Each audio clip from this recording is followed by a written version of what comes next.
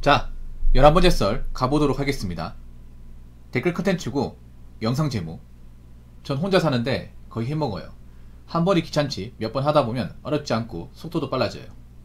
식비와 건강을 아낄 수 있죠 라는 영상이 달린 댓글입니다. 사실 해먹는 거 쉽지 않습니다. 혼자 사는 분들. 왜냐하면 해먹는 게 일이거든요.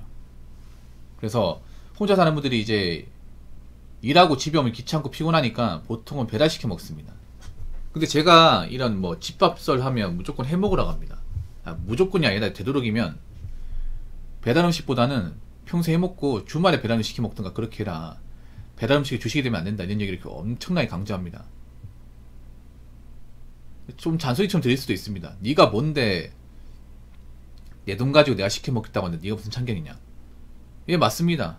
제가 참견하는 걸 수 있습니다. 예, 오지랖일 수 있습니다. 근데 제가 이런 얘기를 앞으로도 꾸준하게 하는 이유가 뭐냐 하면, 만약 1인 가구 분들이 돈을 많이 벌면 몰라요. 근데 1인 가구 분들이 소득이 적습니다. 많지가 않아요.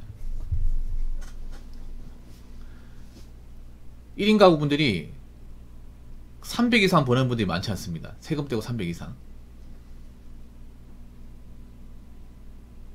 그리고 1인 가구 분들의 대부분들이 월세입니다. 월세.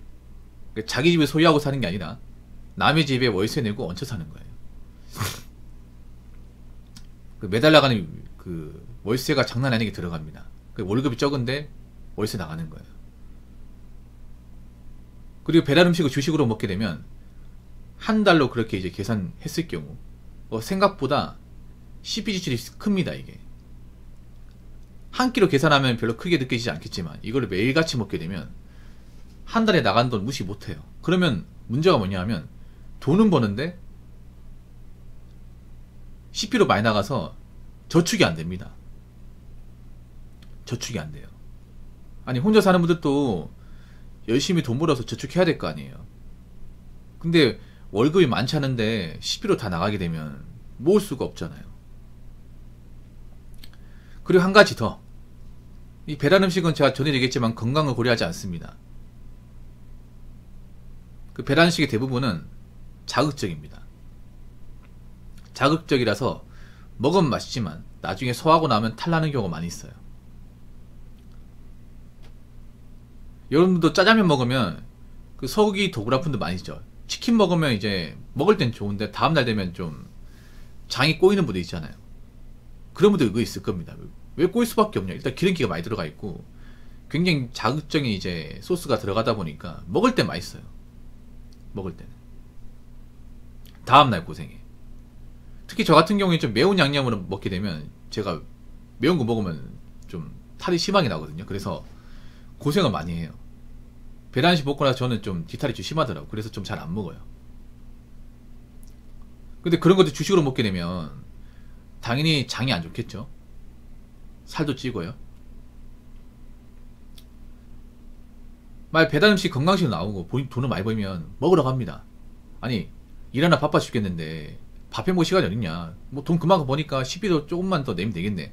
이런 생각하죠. 근데 아직까지 대한민국 배달 음식 중에 맛과 영양을 고려한 배달 음식은 거의 없어요.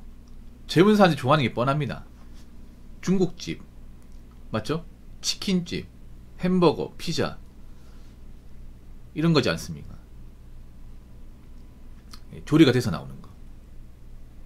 그리고 갖가지 달고 짠 양념이 들어가는 거. 대부분 그런 음식이잖아요. 왜냐하면 그런 음식 아니면 배달 시켜 먹어야 될 이유가 없거든요. 그래서 제가 이제 혼자 사는 분들이 보다 나은 인생 꾸려면 돈을 모아야 되고, 돈을 모으려면 아무래도 가장 돈이 많이 나가는 것이 무엇인지 파악을 해야 되고, 그러려면 이제 검토해야 되는 게 식비예요. 식비. 1인 가구분들 가장 지출이 심한 게 식비일 겁니다. 결국 돈을 모으려면 이 식비 지출에서 좀 어느 정도 쇼부를 봐야 돼요. 그러면 웬만하면 이제 해먹는 게 낫다는 거죠. 해먹는 게 소화도 잘 되고 돈도 굳고 좋다는 거지. 물론 해먹으면 내가 이제 조리도 해야 되고 장도 봐야 되고 뒤처리도 해야 되고 불편하긴 한데, 해먹는 것도 그냥 막 해먹으라는 게 아니라 내가 충분히 이해할 수 있는 거 있잖아요. 진입점이 낮은 것들, 그런 것도 위주로 하고, 그리고 양을 절대 많이 만들어서는 안 되고, 간단하게 먹고 간단하게 치울 수 있는 거. 그런 것들을 좀 선별해가지고 본인한테 맞게 좀 만들어 먹으면 나쁘지 않다는 거죠. 물론 배달 음식 시켜 먹을 때보다는 훨씬 더 몸을 많이 움직이게 되는 건 사실입니다. 그래도 본인들의 건강과 앞으로 보다 나은 인생을 꿈꾼다면 저는 그 정도는 해야 되지 않나 싶어요. 예. 지금 혼자 살면서 돈을 제대로 모으지 못하는 분들이 너무 많아요. 그 왜 그럴까 한번 생각해봐. 아무리 자취하는데 돈 많이 들어도 모이지 않는다면 제가 봤을 땐 자취해야 될 이유가 없어요. 맞잖아요. 돈은 버는데 나아지는 게 없으면 희망을 가질 수가 없잖아요, 이게. 자, 댓글 한번 읽어보도록 하겠습니다. 차라리 햇반 세일할 때 박스로 쟁여놓고 밀키트 맛있는 거 사서 해드세요. 햇반 하나당 700에서 800원 꼴이고 밀키트는 하나 사면 2끼 먹어요. 거기 야채만 좀 더 추가하면 양도 좋고 식당 배달 음식보다 훨씬 저렴하고 깨끗해요. 반찬만 2가지 정도 있으면 돼요. 혼자 사시는 분은 밥이 애매하게 남으니 하기 싫어하는 것 같은데 햇반 먹어도 배달 음식보다 비교도 안 되게 저렴해요.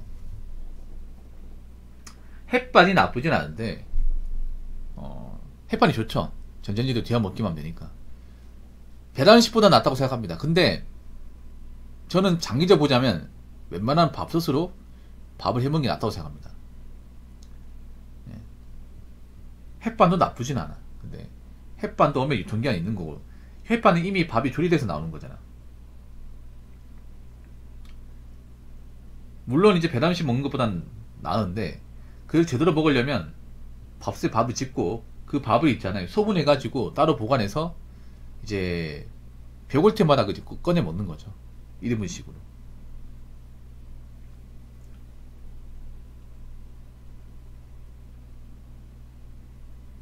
그리고 내가 좋아하는 밑반찬이 있죠. 내가 자주 먹는 밑반찬 한 3개 정도. 그런 것들은 반찬집 가가지고 장을 보는 게 중요해요. 그리고 반찬 절대 많이 사면 안 돼. 반찬은 절대 푸짐하게 사면 안 됩니다. 왜냐하면 제가 감히 말씀드린 반찬집 반찬 살 때 요령이 있어요. 절대 만원어치 사지 마세요. 그냥 간단하게 한 3일 정도 3일 정도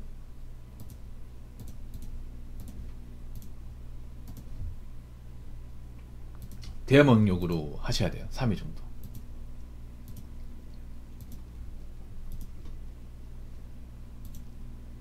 아니, 데워 먹는 게 아니라 3일만 이렇게 먹을 수 있는 정도. 그러니까 왜 이런 말씀 드리냐면 이 반찬 음식이 살 때는 맛있어요. 맛있는데 냉장고에 좀 오래 놔두게 되면 맛이 좀 쉽니다. 금방 쉬어요. 김치도 금방 쉽니다. 그래서 김치나 이제 밑반찬 같은 거 그런 거 샀을 때 3일 안에 해치울 수 있을 정도 양이 있어야 돼요. 사면 바로 먹어야 됩니다. 그런 거 나중에 먹어야지 놔두면요 금방 맛이 이상해져요. 반찬 사면 한 3일 정도 안에 해치울 수 있는 양, 그 정도만 사시고 자주 사야 돼. 한 번에 많이 사려고 하지 말고. 물김치 같은 것도 한 3, 4일 안에 해치울 수 있는 정도? 그 정도만 딱 사가지고 딱 다 먹어야 돼요. 혼자 사는 분들은 잔반 남기면 안 돼요. 잔반을. 잔반 남기면 다 이제 다 쓰레기다 보니까. 그리고 내가 평소에 자주 먹는 반찬 같은 것도 좀 정해놓는 게 좋아요.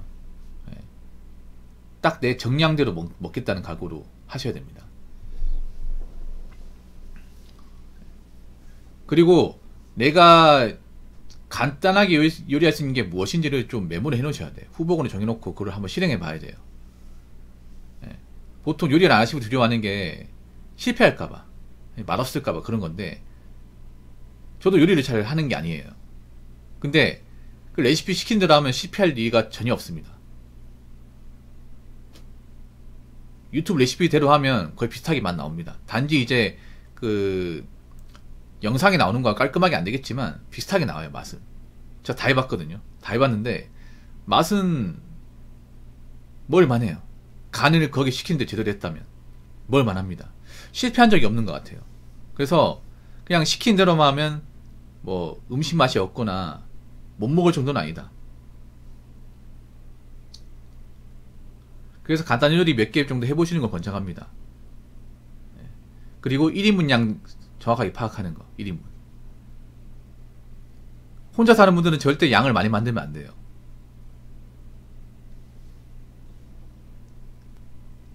절대 많이 만드시면 안 됩니다. 특히나 어려운 요리 손대면 안 돼요. 뭐 찜닭 같은 거 저는 개인적으로 비추해요. 찜닭은 오히려 배달시켜 먹는 게 나을 수 있어.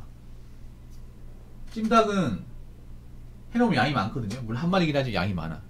삼계탕 이런 것들은요, 사 먹는 게 나을 수 있습니다. 아니면 저기 이제 반조리 식품 있거든요. 찌개 만들기 귀찮은 분들은 그 밀키트나 저 식자재 가면요, 반조리 찌개 있습니다. 반조리 찌개. 그냥 이제 끓이기만 하면 되는 것들. 그런 것도 사 드시면 됩니다. 그런 게 보통 2인분이거든요. 2인분이니까 2끼 정도 해결 가능합니다. 그 식자재 마트 가면 좋은 게 많아요. 개인적으로 장 볼 때는요, 일반 한인마트보다 식자재 대형마트 엄청 큰 데 있죠. 예, 그런데 가시는 게 훨씬 더 저렴해요. 그런데 가면 이제 반조리 식품 해가지고 그냥 냄비에 넣고 물 붓고 끓이기만 하면 되는 것들이 좀 있습니다. 싸요.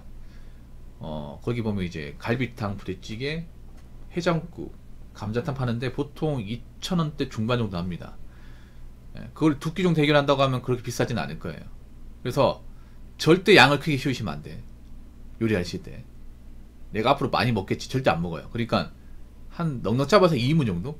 딱 그 정도 양 만들어서 뭐 오늘 한 끼 해치우겠다, 아니면 2끼 다 먹겠다는 각오로 그렇게 하셔야 돼. 그래야 잔망 같은 게 안 남아요. 예. 그러니까 이제 요리를 하실 때면 어느 정도 있잖아요. 마인드 좀 정하세요. 어차피 내가 혼자 사는 거고, 내 혼자 먹을 거고, 내가 못 먹으면 음식물 쓰레기 되는 거고, 그런 걸 생각하면서 음식을 만들어야 돼요. 그리고 반찬 같은 거 살 때도 딱 필요한 양만큼만, 정량대로. 네. 반찬 먹을 때도 딱 내가 먹을 만큼만 딱 떠가지고 딱 그렇게 먹는 게 좋습니다. 이것도 숙달되면 괜찮아요. 그래서 저는 누차 얘기하지만 혼자 사는 분들이 그래도 어떻게 돈을 모아서 나갔으면 좋겠고 건강했으면 좋겠어요. 그러려면 제가 봤을 때는 장기적으로 봤을 때는 배달 음식보다는 그래도 해먹는 게 나을 수 있지 않겠냐는 생각에서 이야기를 해봤습니다. 자, 이상으로 11번째 썰 마치도록 하겠습니다.